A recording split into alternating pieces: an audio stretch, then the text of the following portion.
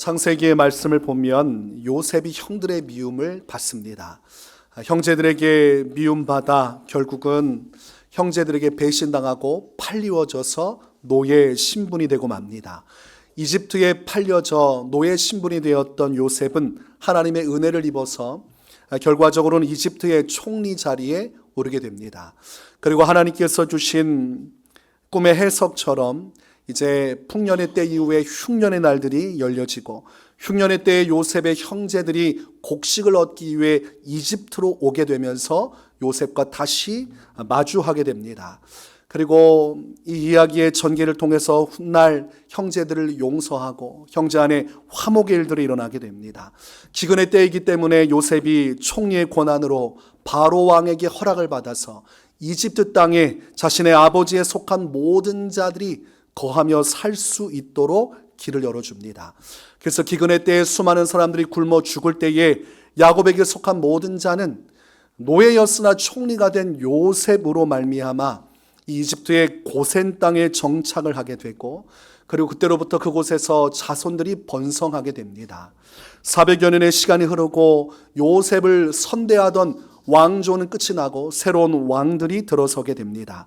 그리고 수없이 번성했던 이 이스라엘 백성들은 이집트의 짐이 되어버리고 말죠. 그래서 그들을 노예로 삼아서 학대하게 되고 그들의 노동력을 애굽에서 착취를 하게 됩니다. 그래서 이스라엘 백성들은 그곳에서 하나님의 도우심을 구하고 노예의 신세에서 벗어나기를 간구하여 부르짖어 기도하기 시작합니다. 그리고 그때 하나님께서 그 응답을 들으시고 보내주신 지도자가 모세입니다. 물에서 건진받은 모세는 이집트의 왕자로 살아갔지만 광야로 쫓겨난 이후에 하나님을 만나고 이 출애굽의 사명, 이스라엘 백성들을 노예 신분에서 벗어나 자유민이 되게 하고 약속하신 가나안 땅에 들어가 하나님의 통치를 받는 백성이 되게 하시려는 주님의 사명을 따라 다시금 이집트로 들어가게 됩니다. 그리고 그때의 모세를 통해 역사하신 하나님 10가지 재앙을 통해서 완악한 바로왕을 꺾으시고 마침내 장자들이 죽어나가는 10번째 재앙 이후에 이스라엘 백성들은 자유롭게 가나안 땅을 향해 출발을 하게 됩니다. 뒤에 바로왕이 마음이 변심해서 군대를 일으켜 추격하지만 결국은 하나님께서 홍해를 가르시고 마른 땅을 걷게 하심으로 이스라엘 백성들은 구원을 받고 그 뒤를 추격하던 바로의 군대들은 그대로 수장되어서 전멸을 하게 됩니다. 그리고 이스라엘 백성들은 하나님의 인도하심을 따라 가나안 땅으로 가던 중에 이집트를 떠난 지 3개월이 되는 날 하나님께서 시내산에서 모세에게 말씀하십니다. 출애굽기 19장 4절에서 6절 말씀을 보면 내가 애굽 사람에게 어떻게 행하였음과 내가 어떻게 독수리 날개로 너희를 업어 내게로 인도하였음을 너희가 보았느니라. 세계가 다 내게 속하였나니 너희가 내 말을 잘 듣고 내 언약을 지키면 너희는 모든 민족 중에서 내 소유가 되겠고 너희가 내게 대하여 제사장 나라가 되며 거룩한 백성이 되리라. 너는 이 말을 이스라엘 자손에게 전할지리라. 하나님의 말씀이 모세에게 임했고 하나님은 이스라엘 백성들을 선택하사 구별되어진 제사장 나라로 삼고자 하시는 분이시고 그들을 거룩한 백성 되게 하시는 분이심을 계시하셨습니다. 이스라엘 백성들을 출애굽시켜 주신 이유, 그리고 그들을 선택하사 큰 자비와 은혜를 베풀어 주신 이유가 제사장 나라 삼는 것, 그들이 하나님 말씀에 순종하는 거룩한 백성이 되게 하는 것에 있음을 하나님께서 분명하게 나타내 주셨습니다. 그리고 셋째 날에 이르러서 하나님께서는 이스라엘 백성들을 소집 명령을 내리셨습니다. 그래서 모세를 통해 거룩하게 자신을 성결케 한 이후에 하나님 앞에 서게 하시고 출애굽기 20장에 하나님께서 강림하사 그들에게 10계명의 말씀을 주십니다. 그리고 이어진 21장에서 23장까지의 말씀은 이스라엘 백성들이 준행해야 할 율법의 내용들을 말씀하십니다. 하나님께서 주신 이 율법을 준수하고 지킴으로써 구별된 백성이 되고 거룩한 나라가 되고 소유된 백성이 될 수 있다고 말씀하신 것입니다.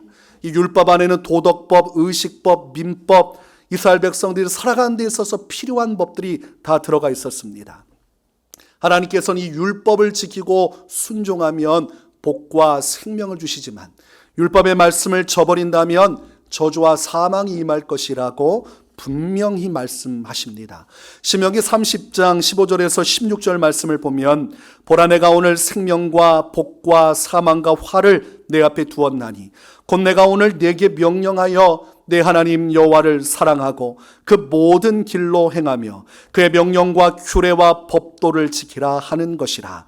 그리하면 내가 생존하며 번성할 것이요 또 내 하나님 여호와께서 내가 가서 차지할 땅에서 내가 복을 주실 것임이니라. 이 신명기 말씀, 가나안 땅에 들어가기 전에 모세를 통해서 하나님께서 분명하게 다시 한 번 더 율법을 강조하셨습니다.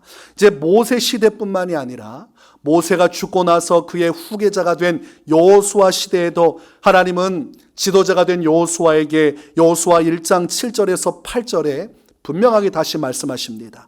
오직 강하고 극히 담대하여 나의 종 모세가 내게 명령한 그 율법을 다 지켜 행하고 우로나 좌로나 치우치지 말라.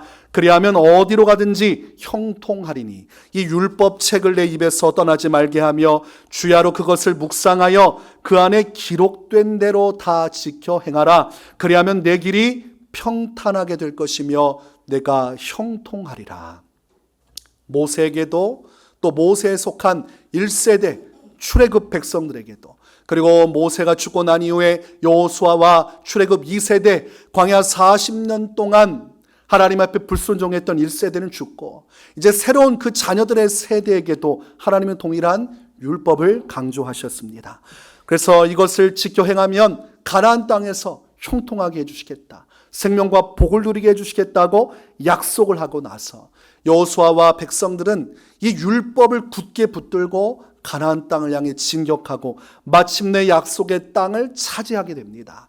그러고 나서 가나안 땅에 머문 각 지파들, 그들 가운데 하나님은 사사시대를 통해서 각 시대마다 사사들을 통해서 구원을 베풀어 주시고 사사시대가 지나서 이제는 백성들의 요청에 따라 왕이 세워지고 사울왕을 기점으로 해서 왕들의 시대가 열려지게 됩니다.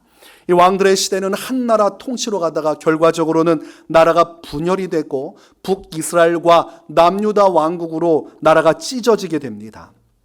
이렇게 북이스라엘과 남유다 왕조가 흘러가던 가운데 이들이 하나님의 율법을 어기고 주의 말씀에 순종하지 않으므로 하나님의 진노가 북이스라엘 남유다에 다 임하게 됩니다. 그래서 먼저 망한 왕조가 북이스라엘 왕조입니다.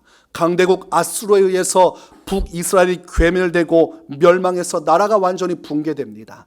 그리고 아수르는 혼혈 정책을 했기 때문에 본디 자신의 나라 국민들은 혼혈로 섞지 않고 그대로 혈통을 유지하고 자기가 정복한 땅들의 나라 민족들을 섞어버려서 자기의 민족적인 의식을 완전히 도말하는 정책을 씁니다. 그래서 북이스라엘은 이방인들과 혼혈이 되고 그들이 예수님 시대에 유대인들에게 비난을 받던 사마리아인들입니다. 혼혈된 유대인들. 그리고 이 북이스라엘이 멸망한 이후에 남유다에게 하나님의 진노가 임하고 하나님은 그 당시 강대국 바벨론을 통해서 남유다를 멸망시킵니다. 그래서 1차, 2차, 3차 포로로 붙들려서 바벨론으로 끌려가게 하고 그때의 성전이 무너지고 성벽이 다 회파되게 됩니다. 그리고 나서 약속하신 70년의 포로 생활이 끝나게 되고 하나님께서는 이 바사의 왕, 페르시아 왕으로 세워진 고레스를 통해서 칙령을 내리고 다시금 이제 예루살렘으로 귀환할 수 있는 길을 열어주시죠. 그래서 귀환하여서 1차, 2차, 3차에 의해 다시 예루살렘으로 백성들이 돌아오고 그때 무너진 성전과 성벽을 재건하게 됩니다. 이때 이스라엘 백성들의 구심점이 되었던 것은 율법이었습니다. 포로 생활에서 다시 성전으로 귀환하면서도 그들이 붙들었던 것은 율법입니다. 그래서 포로 귀환 당시 에스라라는 율법 학자를 통해서 하나님은 개혁의 역사를 일으키시고 철저히 회개하고 율법으로 돌아오게 하셨습니다. 그러고 나서 말라기 선지자의 하나님 말씀 선포함으로 구약시대 기록은 끝이 납니다. 그리고 나서 예수 그리스도의 신약 시대가 이후에 펼쳐지게 됩니다. 역사적으로 보면 바벨론 제국이 영원할 것 같았지만 페르시아 제국에 의해 멸망을 당하고 페르시아 제국은 헬라 제국에게 멸망당합니다. 그리고 헬라 제국은 로마 제국에게 멸망을 당하게 되고 예수님께서 태어나시고 활동하던 당시는 로마 제국이 유대를 통치할 때였습니다.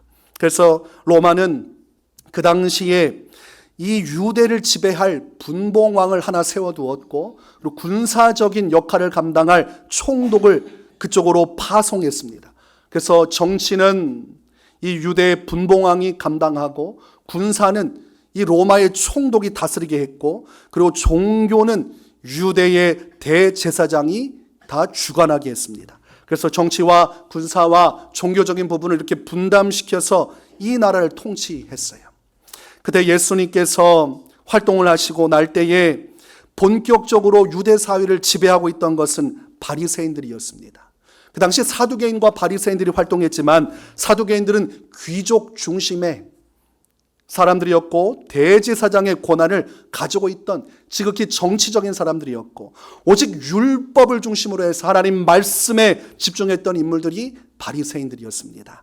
사두개인들은 AD 70년경에 로마 티투스 장군이 예루살렘 성전을 무너뜨릴 때 그때 그들의 세력은 와해가 되고 유대인을 모두 지배하는 것은 바리새파, 바리새인의 신앙이었고 바리새인은 포로 귀환 이후에 이스라엘 백성들이 회당 중심으로 율법을 사수했던 것처럼 그대로 그 신앙을 이어받아서 회당 중심에서 율법을 가르치고 배우며 하나님을 섬기던 유대인들이었습니다.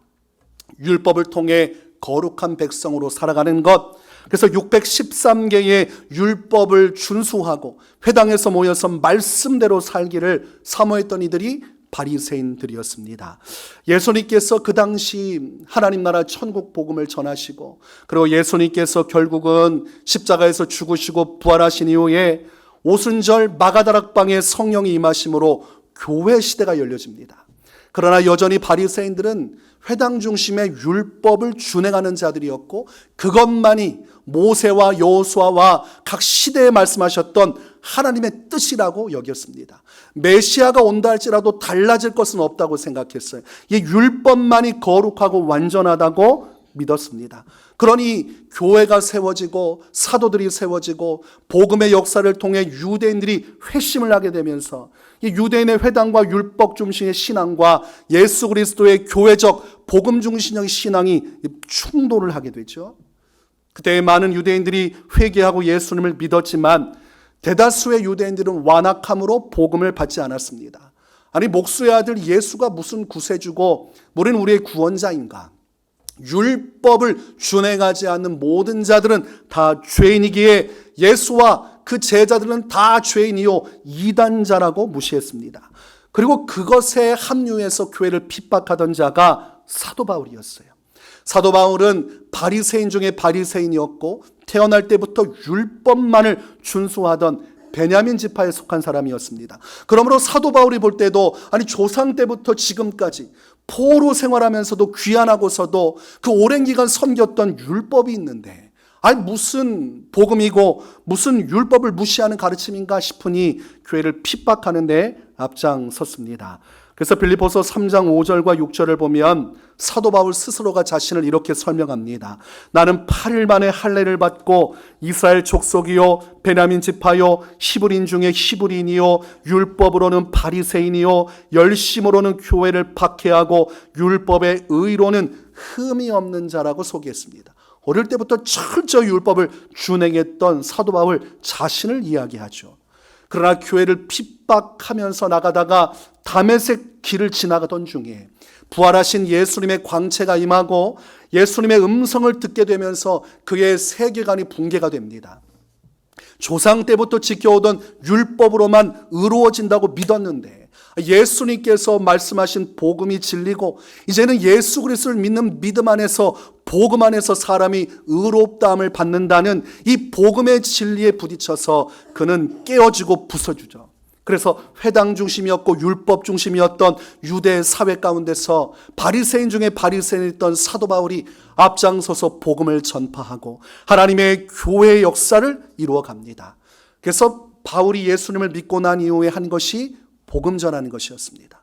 자신이 율법 가운데 살아왔기 때문에 율법 안에 매여 있던 자들에게 복음을 증거하는 일에 열심이었고, 또한 이 복음의 외인이었고 율법의 외인이었던 모든 자들, 이 예수님의 십자가 복음을 전파함으로 하나님 나라 백성이 되는 길을 열어주는 전도 사역에 최선을 다하죠. 그래서 1차, 2차, 3차 전도 여행을 통해서 각 회당에 들어가서 복음을 증거하고 유대인들과 토론하고 격론을 벌여서 그들을 말씀으로 굴복시켜서 예수님의 제자가 되게 하고, 각 지역마다 교회를 세우고 그 제자들을 통해서 복음이 계속해서 선포되는 일을 감당한 사람이 사도 바울이었습니다. 이제 회당과 율법에서 벗어나서 예수님의 복음으로 돌아와 참으로 회개하고 참으로 하나님의 도를 믿고 주님께 복종하는 복음 앞으로 회심하고 돌아오라고 그들을 복음 가운데 초청한 것입니다. 사도 바울이 열심히 주의 복음을 전하고 유대인들이 교회로 들어와 복음을 믿게 되면서 이 모든 것이 해결될 줄 알았는데 그렇지 않아요. 사도 바울이 가는 곳마다 유대인들이 쫓아다니면서 막았었습니다. 믿는 유대인도 있었지만 반대하는 유대인은 더 많았습니다. 율법이 아닌 복음은 절대로 용납할 수 없다는 것이죠. 모세와 여호수아 조상 때부터 우리가 간직했던 율법은 영원하고 이 율법만이 하나님을 섬기는 도라고 이들이 외치기 때문에 심하면 어떻겠습니까? 사도 바울을 죽이겠다고 하고 테러까지도 자행하려고 그들은 목숨을 걸고 계획을 세우기도 했습니다. 그 당시에 많은 사람들이 드러내어서 복음을 받아들일 수 없었던 것은 누구라도 예수 그리스도의 복음에 동조하거나 그 복음을 받아들이면 그대로 출교하는 일들이 있었기 때문에 그 당시에 유대인으로서는 예수님을 믿으려고 하면 자기가 살아온 모든 삶의 배경들, 인간관계들, 사회적인 모든 것들이 다 가닥가닥 끊어질 수밖에 없었기에 예수님을 믿는 것은 쉽지 않았습니다. 그럼에도 불구하고 복음의 역사가 흥왕하여지고 율법이 가득한 유대인에게 복음이 전해질 뿐만이 아니라 이방인에게로 흘러들어와 오늘날 이 시대 속에서 우리가 이 복음을 듣고 예수님을 믿게 되었습니다. 우리가 오늘날 성경을 열어보면 구약의 말씀과 신약의 말씀이 있고, 구약의 말씀을 보다 보면 하나님께서 모세에게 명하시고 그의 백성들에게 명한 율법의 가르침, 십계명을 포함한 모든 말씀들을 보게 되죠. 그리고 신약 시대에 복음의 시대가 와서 예수를 믿고 의롭다함을 받고 예수 그리스도의 재림을 기다리는 이 초대교회와 각 교회의 믿음의 삶을 볼 수가 있습니다. 그러므로 구약과 신약의 말씀을 보면서 율법과 복음 사이에서 우리는 신앙생활을 어떻게 해야 하는가 고민할 수밖에 없습니다. 율법은 잘 알지 못하죠. 우리가 알고 있는 것이라고 하면 율법의 핵심이 되는 십계명 정도를 알고 있을 것입니다. 어떻게 신앙생활해야 합니까? 요한복음 1장 17절에 율법은 모세로 말미암아 주어진 것이요 은혜와 진리는 예수 그리스도로 말미암아 온 것이라고 말씀하고 있습니다. 율법이 모세에게서 왔고 은혜와 진리가 예수님께로 왔으면 그럼 이제 율법은 다 폐기 처분하고 아무것도 가치가 없고 은혜와 진리를 주신 예수 그리스도의 복음, 이것이면 충분한가 고민하게 되죠. 만약 율법이 아무런 가치가 없고 복음과 아무런 연관이 없는 것이라면 여러분 어떻게 해야 하겠습니까? 구약 성경이 필요가 없죠. 이스라엘 백성들이 율법으로 하나님을 어떻게 섬겼는지 복음 시대에 아무런 연관이 없으면 우리가 그대로 그냥 성경 말씀을 찢어서 모세 오경을 사두개인들은 하나님의 말씀이라 인정했고 바리새인들은 모세 오경뿐만이 아니라 구약의 모든 말씀이 하나님의 말씀이라고 여겼습니다. 그럼 오늘날 신약 시대 예수님의 복음을 믿고 구원받은 우리는 이 구약 성경을 어떻게 바라봐야 됩니까? 필요 없는 것이라면 찢으면 되잖아요. 굳이 우리의 구원과 우리의 신앙에 아무 도움이 없는 율법, 이미 유대인들에게서 이제 끝난 것이라면 이것 다 찢어버려야 됩니다. 그럼 우리가 이 율법을 어떻게 바라봐야 하고 이 복음의 시대에 우리가 어떻게 살아가야 하는가? 제일 중요한 것은 정답은 예수님의 말씀에 있습니다. 항상 우리를 창조하시고 우리의 구원의 주체가 되시는 예수 그리스도께서 이 율법에 대해서 무엇이라 말씀하셨을까? 예수님께서는 유대인으로 태어나셨고 로마의 압제 속에서 유대인들이 율법을 어떻게든 붙들고 있다는 사실을 알면서 그 유대인의 회당과 율법 중심의 시대 속에 태어나셨어요. 그리고 그때 복음을 전하셨습니다. 그럼 예수님은 이 율법에 대해서 무엇이라 말씀하셨는가? 마태복음 5장 17절과 18절에서 이렇게 예수님은 말씀하십니다. 내가 율법이나 선지자를 폐하러 온 줄로 생각하지 말라. 폐하러 온 것이 아니요 완전하게 하려 함이라. 진실로 너희에게 이르노니 천지가 없어지기 전에는 율법의 1.1획도 결코 없어지지 아니하고 다 이루리라. 예수님께서 율법을 폐기 처분하러 온 것이 아니라 이 주신 율법을 완전하게 하기 위해 오셨다고 말씀하고 있습니다. 천지가 없어지기 전에 율법 이거 다 무시하거나 없어질 것들이 아니라 이 율법의 말씀들이 반드시 성취되어야 한다고 말씀하고 계십니다. 예수님은 율법을 필요 없는 것, 아무 가치가 없는 것, 이제는 끝이고 율법을 다 지워버려야 된다고 말씀하지 않으셨어요.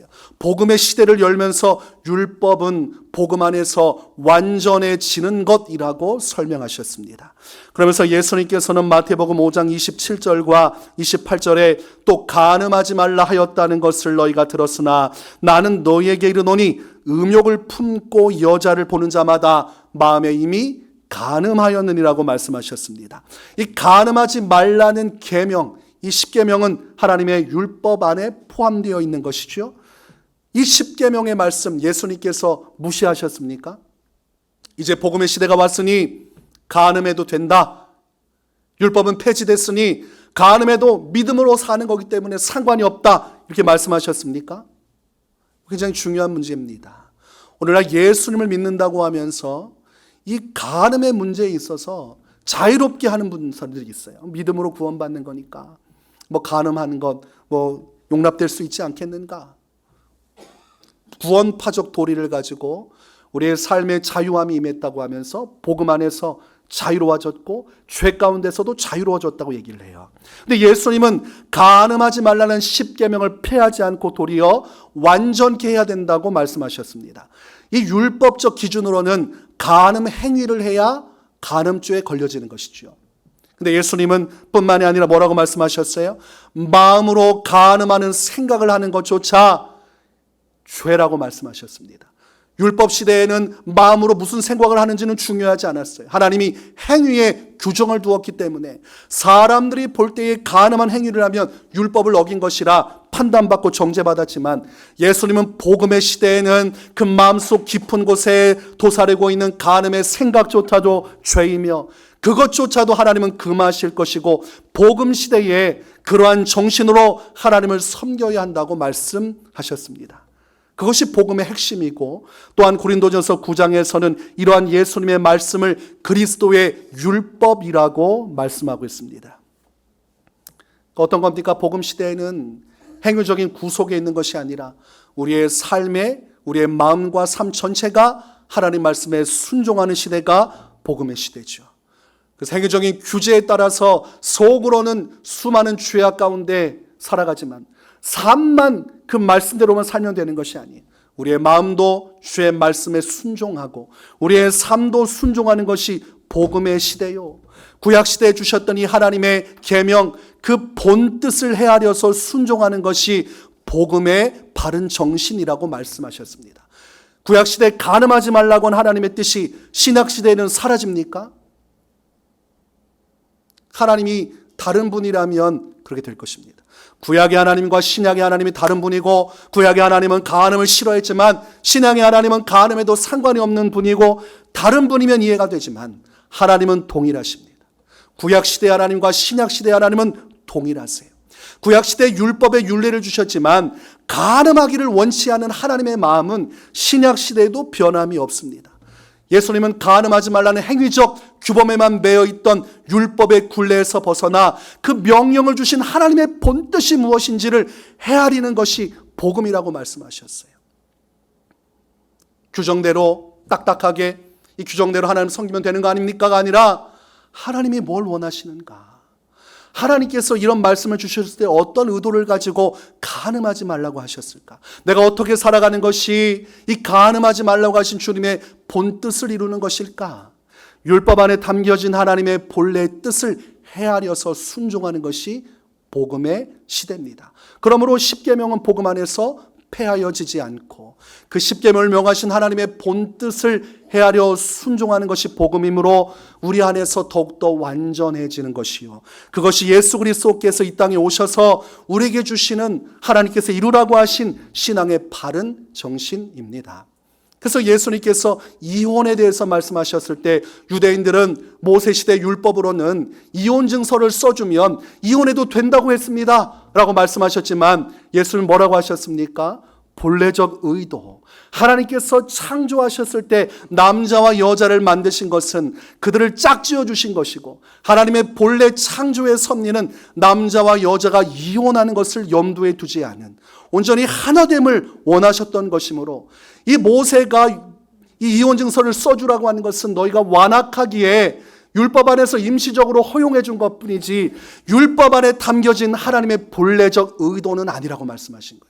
그래서 복음을 이야기하면서 하나님은 율법의 계명의 조항이 아닌 그 안에 담겨진 하나님의 뜻을 말씀하셨고 복음은 바로 그 뜻을 준행하는 하나님의 백성들이 세워져 가는 하나님의 명령 안에 이루어지는 것입니다. 그래서 예수님은 이 구약 시대에 있었던 모든 율법을 두 가지로 축약해서 말씀하십니다. 마태복음 22장 37절에서 40절 말씀을 보면 예수께서 이르시되 내 마음을 다하고 목숨을 다하고 뜻을 다하여 주 너의 하나님을 사랑하라 하셨으니 이것이 크고 첫째 되는 계명이요 둘째도 그와 같으니 내 이웃을 내 자신같이 사랑하라 하셨으니 이 두 계명이 온 율법과 선지자의 강령이라고 말씀하셨습니다. 예수님은 하나님 사랑, 이웃 사랑의 이 두 계명, 크고 첫째 되고 두 번째 되는 하나님 사랑하는 것, 이웃을 사랑하는 것, 이 두 계명 안에 온 율법과 선지자의 가르침의 본뜻이 다 담겨져 있다고 말씀합니다. 반대로 말하면 무엇입니까? 하나님을 사랑하고 이웃을 사랑하는 마음으로 주님을 섬기고 이웃을 섬기면 구약시대에 주님이 주셨던 그 조항들 안에 담겨진 하나님의 본뜻을 다 성취하는 것이라고 말씀하고 있습니다. 그러므로 복음시대에 하나님의 율법을 우리가 어떻게 완전케 하느냐? 하나님을 사랑하고 이웃을 사랑함으로써 하나님께서 주신 율법과 선지자의 가르침, 구약시대에도 존재했던 그 하나님, 신약시대도 동일하신 하나님의 본래 뜻을 우리가 복음 안에서 성취할 수 있다는 것입니다. 그래서 오늘 본문에서 사도 바울은 율법과 복음의 관계를 이렇게 설명합니다. 본문 8절에서 10절에 피차 사랑의 빛 외에는 아무에게든지 아무 빚도 지지 말라. 남을 사랑하는 자는 율법을 다 이루었느니라. 간음하지 말라, 살인하지 말라, 도둑질하지 말라, 탐내지 말라 한 것과 그 외에 다른 계명이 있을지라도 내 이웃을 내 자신과 같이 사랑하라 하신 그 말씀 가운데 다 들었느니라. 사랑은 이웃에게 악을 행하지 아니하나니 그러므로 사랑은 율법의 완성이니라. 우리가 하나님을 사랑함으로 이웃을 사랑함으로 하나님께서 율법을 통해 이루고자 하셨던 그 본뜻을 완전히 성취할 수 있다는 것이죠. 율법의 완전함은 우리가 하나님을 사랑하고 이웃을 사랑할 때 오늘날 이 복음 시대에 성취된다는 것입니다. 여러분, 복음 시대를 살아가면서 아무렇게나 막 살아도 된다고 가르친다면 그것은 그릇된 것입니다.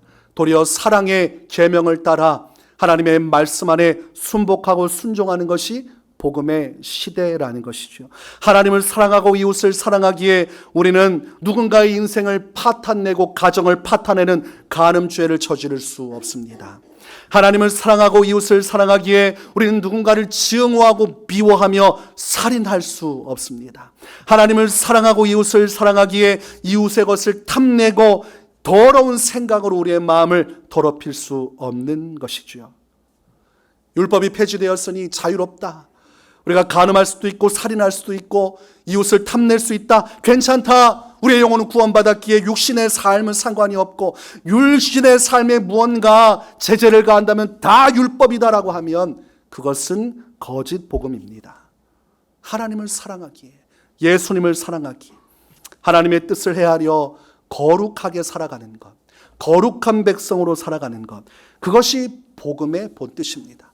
그래서 율법을 통해 제사장 나라가 되고 거룩한 백성이 되게 하시려고 했던 하나님의 그 계획은 이제 율법과 유대인들이라는 극한된 소수로 끝나는 것이 아니라 이제 예수님의 십자가 복음을 통해 유대인을 벗어나 모든 민족과 족속을 끌어안으셔서 이제는 예수 그리스도를 믿는 믿음 안에서 온 나라 모든 백성들이 하나님의 말씀에 자발적으로 순종하는 믿음의 시대를 열고, 그리하여 모든 자들이 예수님 안에서 거룩한 나라가 되고 소유된 백성이 되게 하는 것이 하나님의 뜻입니다. 율법으로는 그것을 다 이룰 수 없어요. 율법 안에 자라는 유대인들이야 괜찮다고 말하겠지만 율법과 무관하게 살아갔던 사람들, 그들은 오직 복음으로만 예수 그리스도께로 돌아올 수 있고 복음만이 모든 민족을 끌어안을 수 있는 것입니다. 베드로전서 2장 9절, 그러나 너희는 택하신 족속이요 왕같은 제사장들이요 거룩한 나라요 그의 소유가 된 백성이니 이는 너희를 어두운 데서 불러내어 그의 기이한 빛에 들어가게 하시니에 아름다운 덕을 선포하게 하려 하심이라 분명하게 말씀하고 있습니다. 그러므로 우리가 예수님을 믿으면 이 사랑의 계명을 붙들어야 됩니다. 만약 신앙의 행위가 있고 신앙의 열심은 있지만 그 안에 하나님을 향한 사랑이 없고 예수님을 향한 사랑이 없으면 여전히 율법에 매여 있는 것이죠.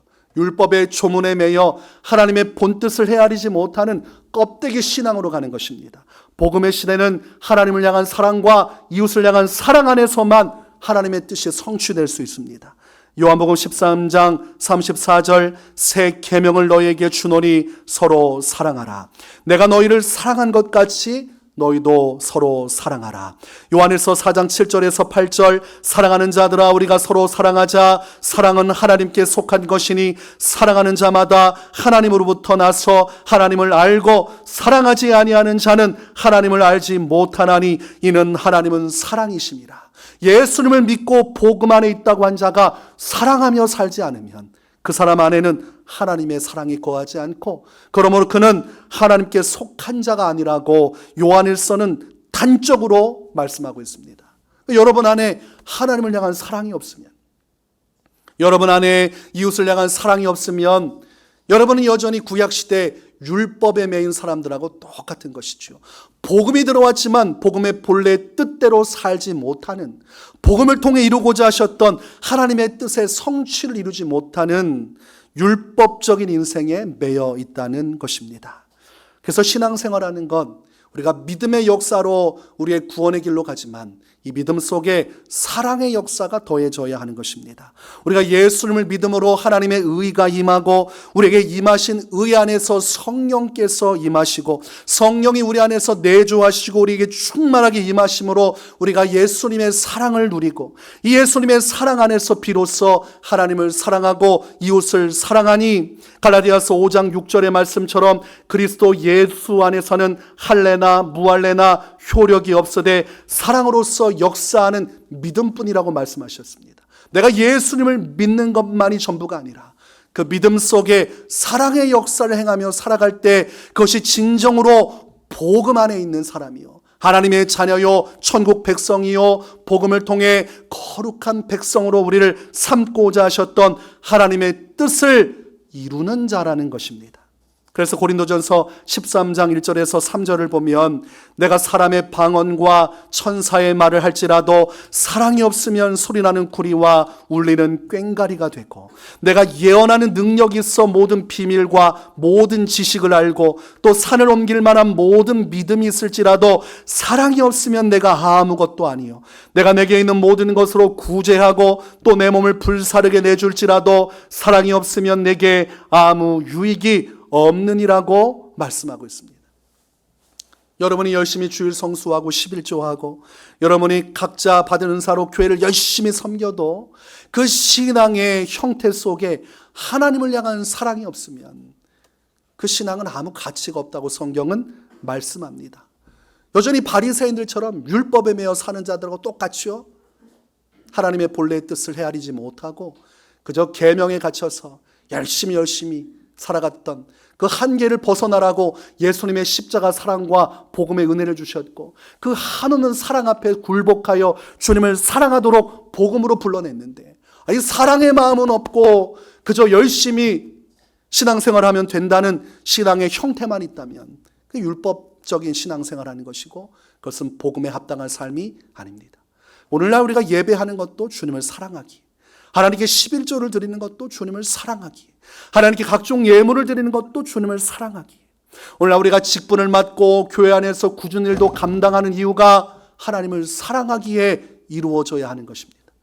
또한 우리가 복음을 전파하는 것도 하나님을 사랑하기에, 또한 그 하나님의 사랑과 더불어 형제와 자매를 사랑하는 마음, 하나님의 사랑을 가지고 주님을 사랑하고 하나님의 사랑을 가지고 교회 안의 형제와 자매를 사랑하여서 우리가 힘들어하는 성도를 위해 함께 기도해주고 그의 손을 붙들고 위로하고 격려함으로 우리가 그 사랑 안에서 교회를 세워나가고 그 사랑 안에서 복음이 흘러가서 하나님 나라가 완성되는 것입니다.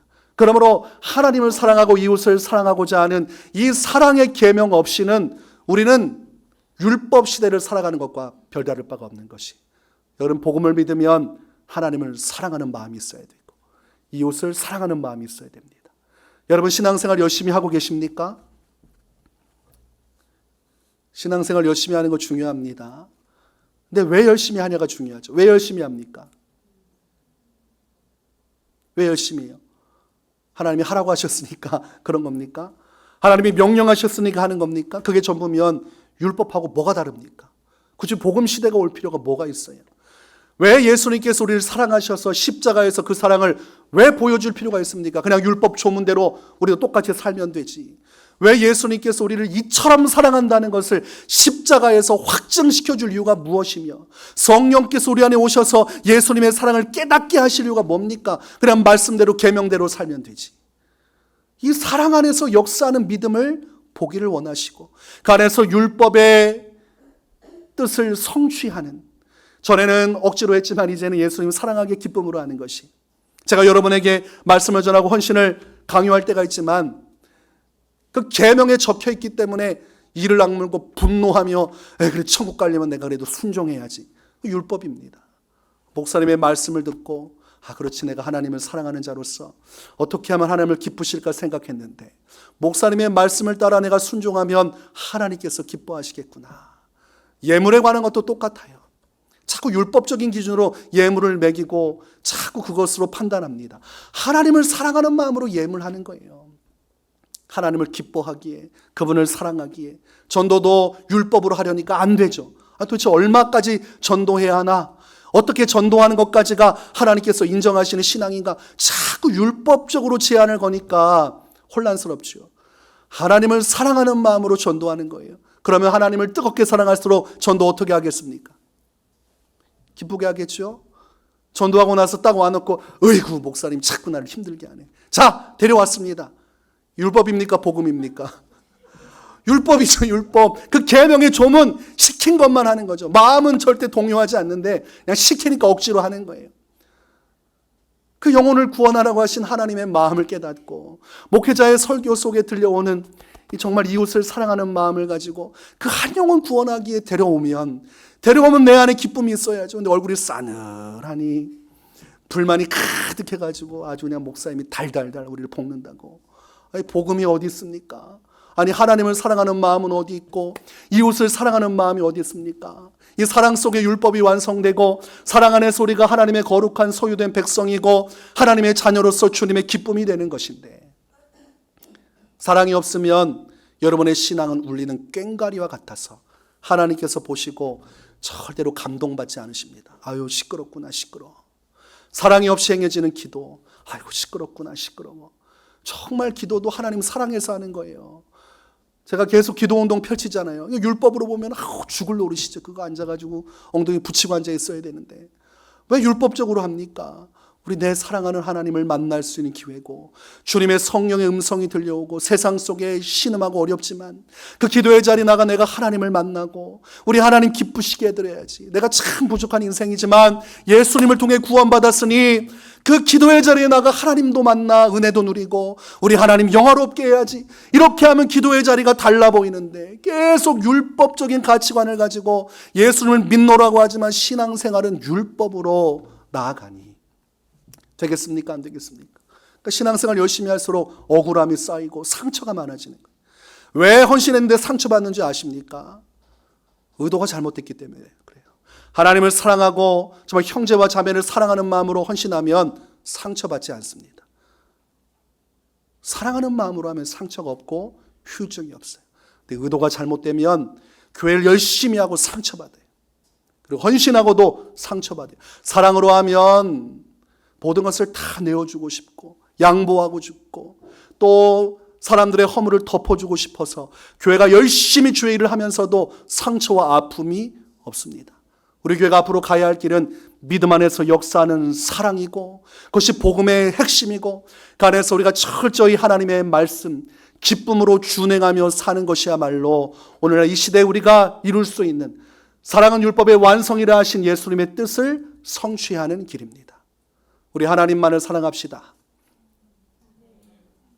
유종의미를 거두어야겠죠. 우리 하나님만을 사랑합시다. 우리가 형제 자매 간에 서로 깊이 사랑합시다. 그 사랑 안에서 주님께서 원하시는 본 뜻을 헤아려서 기쁨으로 순종함으로 거룩한 나라요 백성으로 살다가 주님이 예비하신 천국으로 들어가는 축복의 성도 되시기를 주님의 이름으로 축원합니다.